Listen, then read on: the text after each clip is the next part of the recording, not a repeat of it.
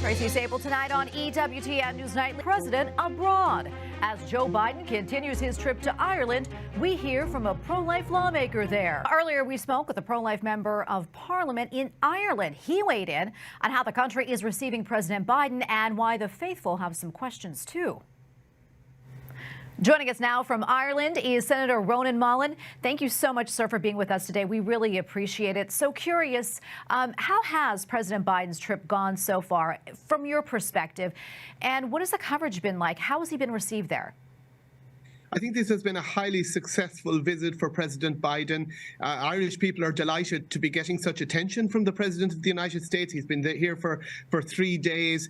There's recognition that politicians on all sides in the US, Republicans and Democrats, have been great supporters of our Northern Ireland peace agreement over the years. And of course, it's the 25th anniversary of that Good Friday Agreement. That's the primary reason why he's here. So it's been a ticker-tape welcome for him. It also, of course, plays very well that he stresses his Irish roots. In fact, he's stressing his Irish Catholicism in a particular way. He's going to be speaking in front of St. Muradach's Cathedral in Ballina tonight, with the cathedral in the background, making a private visit to Knockshrine, our Marian Shrine in County Mayo in the west of Ireland. Needless to say, the media have been pretty uncritical. No contradictions in any of that have been explored with the President. The shopkeepers are happy, the restaurateurs are happy, the hoteliers are happy. They're all hoping to see more of you as a result of this visit. And to be honest with you, from that point of view, from the point of view of promoting Ireland and strengthening the Good Friday Agreement, this has certainly been very good on all sides. Senator Mullen, I want to talk about the Good Friday Agreement. Before I get to that, though, I want to talk about President Biden's Catholic faith. I mean, you brought this up. Let's talk about, what that played in his trip, and also what's your response to his highlighting his Catholic faith on this trip in particular?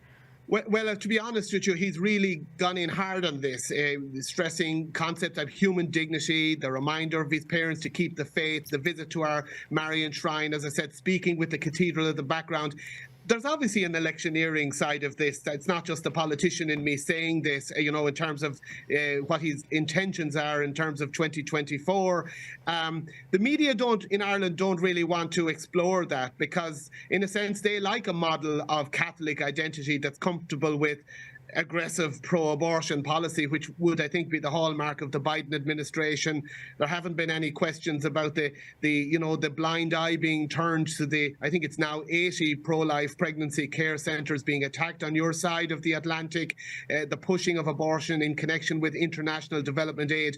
I'm afraid we haven't had any of those questions, to be honest with you. There's been a uniform positive response. People either preferring to lay the stress on the positive, the Good Friday Agreement, the President's Irish roots, or perhaps those with a more liberal political agenda liking it that way, that you have somebody here kind of modelling Catholicism without the challenging bits about respect for life, etc.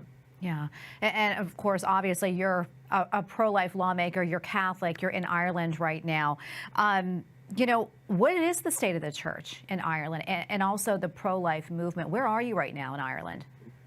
Well, in some ways, you see the resilience of the Catholic Church here, the desire of the President to associate himself, to wrap itself in that mantle, and people here are very happy with that aspect of the expression of Catholic identity. I suppose you could say the Church is institutionally weak as well. It would have been impossible, I think, really, for any churchman here this week to in any way signal discomfort about the administration's policies on issues like abortion. So I suppose the more pragmatic approach is to say, look, every pilgrim is welcome. And to be honoured, which we should be, by a visit from the President of the United States. The pro-life movement, of course, is still recovering from the loss of our pro-life amendment in 2018. People take great hope, of course, from the decision in the Dobbs case on your side. We all recognise, of course, that the challenge now is to find pro-life laws and adjustments that can endure. This is not going to be an overnight win for us. It's something that we all have to work to find laws that people can support and that gradually increase people's awareness again of the sanctity of every human life, and mother and baby. And I'm glad to say that there are many young people in Ireland, not a majority, but many young people who are very energised around the pro-life cause and who are determined to build a better future, just like you have in America. Senator Mullen, thank you so much for taking the time to speak with us today. We really appreciate it. God bless you.